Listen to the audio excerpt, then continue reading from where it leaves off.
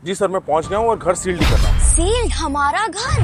Uncle आप हमारा घर सील क्यों कर रहे हो? बेटा, ये तुम्हारा घर है? हाँ अंकल, हमारा है। अच्छा बेटा, लेकिन तुम्हारे पापा ने पिछले 6 महीने से इसका रेंट पे नहीं किया, तो सील्ड तो करना पड़ेगा ना। आप एक काम करो, आपके पापा को बुला के लेके आ जाओ। सॉरी, पर मेरे पापा तो नहीं है। मैं अपनी मम्मी को बुला देती हूँ। पापा नहीं है तो फिर मम्मी को बुला के लेके आ जाओ। ठीक है। मम्मी मैं आपके पास ही आ रही थी। मम्मी जल्दी चलो, वो अंकल हमारा घर सील कर रहे हैं। ठीक है बेटा, चिंता मत कर, मैं बात करती हूँ। क्या हुआ सर, आप हमारा घर सील क्यों कर रहे हो? मैडम, घर सील नहीं करूँ तो क्या करूँ? आप लोगों ने पिछले 6 महीने से रेंट पे नहीं किया। पैसे कहाँ से लाओ साहब? इसके पापा बीमार थे और उनके इलाज में सारे पैसे लग गए। कमाने वाले सिर्फ इसके पापा थे।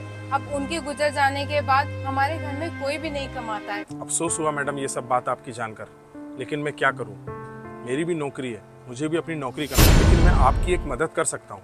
मैं आपको कुछ घंटों की मोहलत दे सकता हूँ, तो आप शाम तक भी अगर मुझे पे करेंगे तो कोई प्रॉब्लम नहीं है। ठीक है साहब। ठीक है मैडम, मैं चलता हूँ।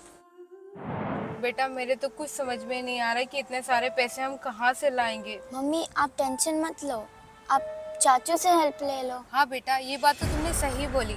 मैं उनसे पैसे लेकर आती हूँ, जब तक तुम तुम्हारी फ्रेंड के यहाँ बैठ जाओ, ठीक है?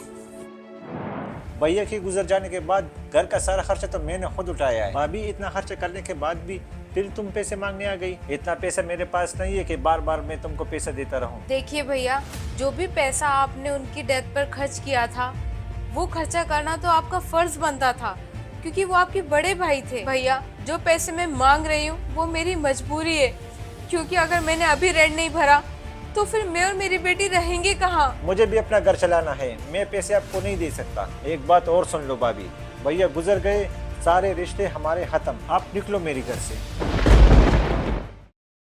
मैडम, आप शर्मा जी की वाइफ है? हाँ मैं ही हूँ, बोलिए। मैडम मैं बैंक से आया हूँ। आपकी पति के नाम पे एक एफडी थी, वो मैच्योर हुआ है। मैंने आपका हस्बैंड से कांटेक्ट करने के बहुत कोशिश किए थे, लेकिन कांटेक्ट नहीं हो पाया, और मुझे कल ही पता चला आपकी पति इस दुनिया में नहीं रहे। इस एफडी की नॉमिनी आपका नाम पे, तो मैंने सोचा ये एफडी के पैसे मैं आपको दे दूं, प्लीज लीजिए। क्या पैसे? आपको पता नहीं है कि मुझे इन पैसों की कितनी ज्यादा जरूरत थी। हाँ मैडम, मैं समझ सकता हूँ। ठीक है मैडम, मैं चलता हूँ। इसे खाने का और रेंट का तो बंदोबस्त हो जाएगा।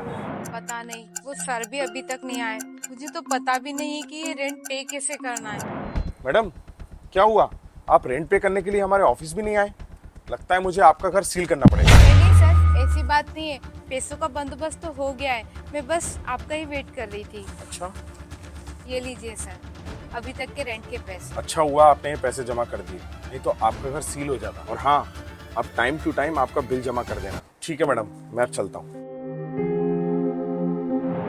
थैंक यू भाई यार, तूने मेरा काम आसान कर दिया। लेकिन तू इतना दानी क्यों बन रहा है? क्या मतलब है तेरा? मतलब ये है, तू उसका घर सील ही नहीं करता तो बात ही खत्म हो जाती। बात तो तू सही बोल रहा है, लेकिन यार मैं भी जॉब करता हूँ और काम में मैं बेईमानी करूँ वो सही नहीं है। सच तो ये था कि इतना मजबूर परिवार था, मैंने उनकी मदद करी, और वो भी इस तरीके से। और ये सब करने से उन लोगों को पता भी नहीं चला और मेरी कंपनी के साथ में बेईमानी भी नहीं हुई। और हाँ, आगे भी मैं इस तरीके से कुछ महीने तक मदद करते रहूंगा उन लोगों की। एक बात बताऊं भाई, मदद करने का ये मौका ना हर किसी को नहीं मिलता, और अगर मुझे मिला है ना तो मैं जरूर करूंगा। आजकल की दुनिया में तेरे जैसा इंसान होना बहुत बड़ी बात है। चलते हैं।